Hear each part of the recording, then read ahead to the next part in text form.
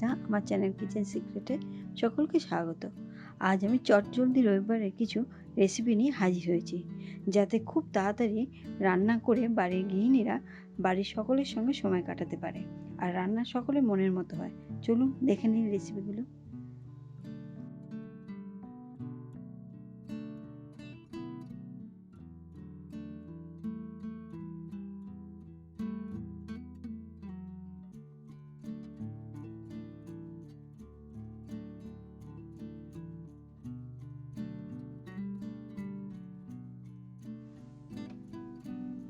কড়াইতে প্রথমে আমি জল গরম করে নিয়েছি।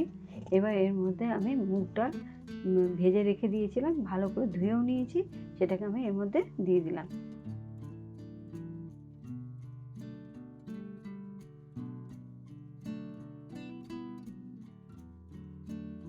আমি আজকে যেই রান্নাগুলো করব সবই খুব চটজলদি যাতে হয় সেই রান্নাগুলোই করব। এবার এর মধ্যে আমি পেঁপে আর কাঁচা লঙ্কা এও কেটে ধুয়ে রেখেছিলাম, সেটা এর মধ্যে দিয়ে দেবো।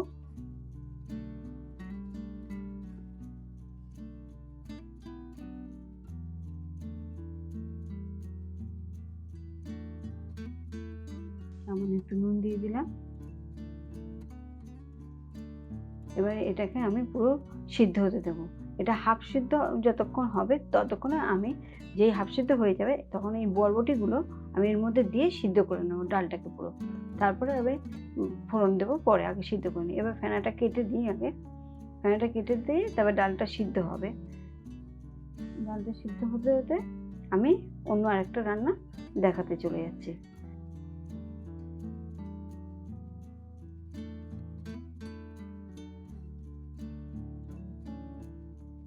পমফ্রেট মাছ ভাজবো, তার জন্য আমি কড়াই বসিয়ে দিয়েছি, তার মধ্যে তেল দিয়ে দিলাম। দিয়ে এবার পমফ্রেট মাছগুলো, ছোটো ছোটো পমফ্রেট মাছের ঝাল করব, তার জন্য পমফ্রেট মাছটা আমি ভাজতে বসিয়ে দিলাম। এটা আমি ভালো করে মাছগুলো ভেজে নিয়ে এর মধ্যে ওই তেলে, একই তেলে দুটো কাঁচা লঙ্কা আর কালো জিরে ফোড়ন দিয়ে দিলাম। তারপর ফোড়নটা হয়ে গেলে আলু দিয়ে দিলাম। এর মধ্যে এবার আমি পেঁয়াজ, কুচনো পেঁয়াজ সেটা দিয়ে দেব।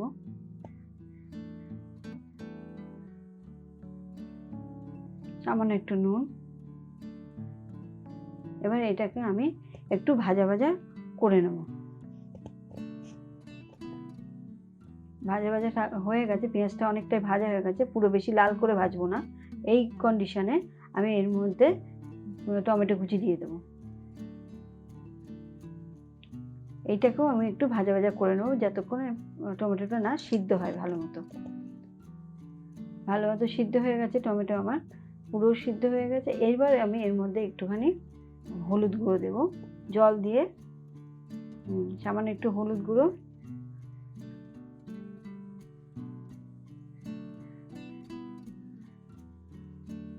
একটু নাড়াচাড়া করে নেবো।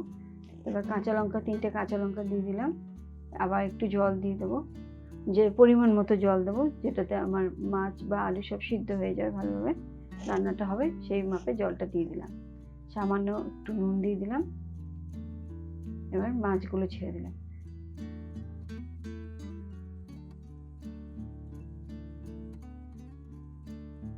এবার এটাকে আমি ঢাকা দিয়ে ফোটা অবধি অপেক্ষা করব।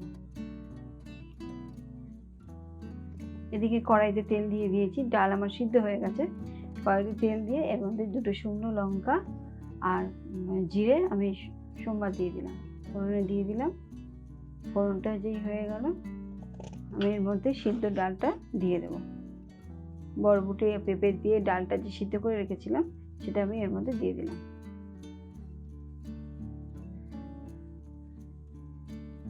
বাটি ধোয়া জল একটু দিয়ে দিলাম।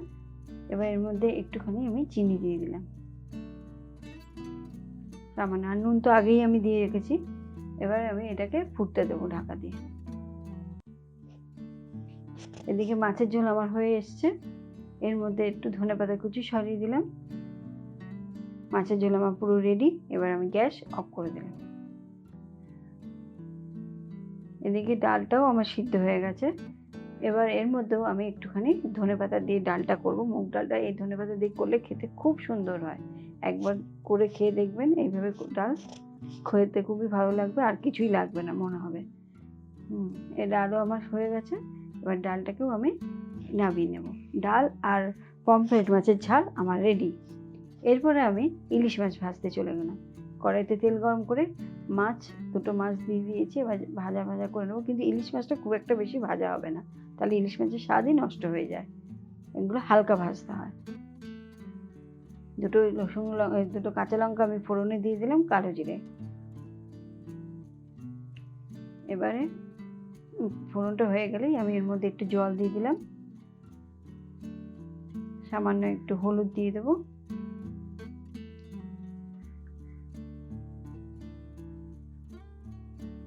এবার মাছগুলো ছেড়ে দেব। আমি আজকে যে রান্নাগুলো করব সবই খুব তাড়াতাড়ি, চটজলদি।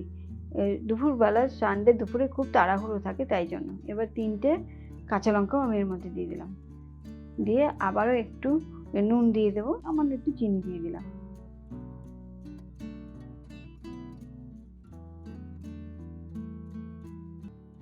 ঢাকা দিয়ে এবার এটা ফুটে আমার এটা মাছটা মোটামুটি অনেকক্ষণ ফুটেছে, 5 মিনিট মতো ফুটে গেছে। এবার এর মধ্যে সর্ষে বাটা, এই সর্ষের মধ্যে আমি একটুখানি সর্ষের তেল আর হলুদ দিয়ে রেখেছিলাম, দিয়ে তাহলে সর্ষের ঝাঁঝটা ভালো হয়, সেই জন্য দিয়ে রেখেছিলাম। এবার এটাকে দিয়ে আবার একটু ফুটিয়ে নেব। ইলিশ মাছ হতে বেশি সময় নেয় না। এবার এর মধ্যে আমি আবার একটু সর্ষের তেল দিয়ে দিলাম, দিয়ে আমি মাছের ঝোল নামিয়ে নেব। আমার সর্ষে ইলিশ আমার রেডি। এবার আমি মাংসের জন্য প্রিপারেশন করছি। এখানে রসুন, আদা আর কাঁচা লঙ্কা বেটে নেব। এবার ফোড়নে আমি দিয়ে দিচ্ছি 3টে ছোট এলাচ, একটা দারচিনি আর 2টো তেজপাতা। এবার এর মধ্যে আমি কিছু কাঁচা পেঁয়াজ কুচুনো দিয়ে দিচ্ছি।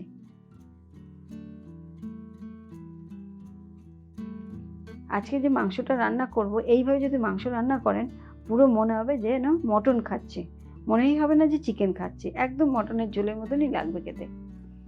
এবার এর মধ্যে আমি মাংসটা দিয়ে দিলাম,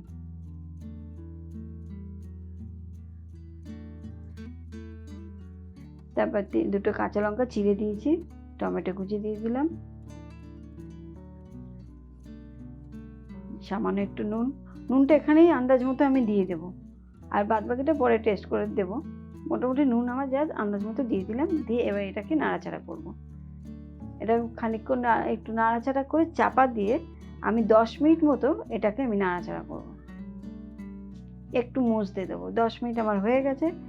এইরকম কন্ডিশনে আমি এর মধ্যে এবারে একটু ধনে গুঁড়ো দেবো,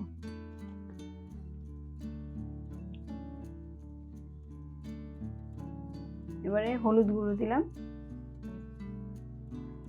তারপরে আমি কাশ্মীরি লঙ্কার গুঁড়ো দিচ্ছি,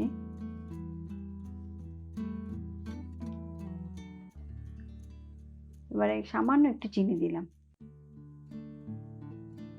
দিয়ে এটাকে আমি আবার নাড়াচাড়া করব। আর এর মধ্যেই আমি আবার বাটা মশলাটা দিয়ে দেবো, যার মধ্যে আদা, রসুন আর কাঁচা লঙ্কাটা ছিল। এই সব দিয়ে এবারে আমি এটাকে নাড়াচাড়া করব।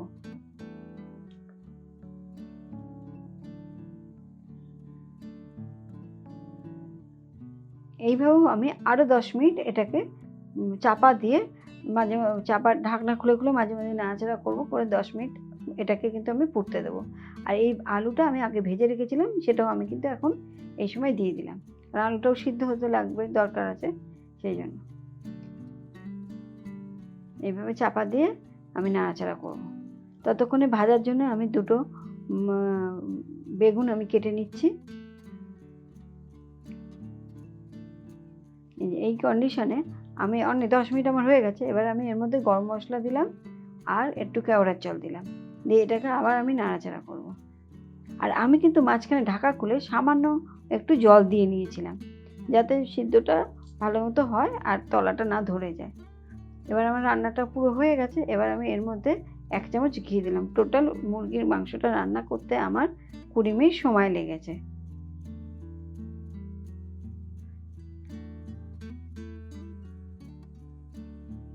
এবার আমি বেগুনটা ভাজতে নেব। কড়াই তেল গরম করে নিয়েছি, আর এই ব্যাটারটা আমি বানিয়েছি বেসন আর কর্নফ্লাওয়ার দিয়ে।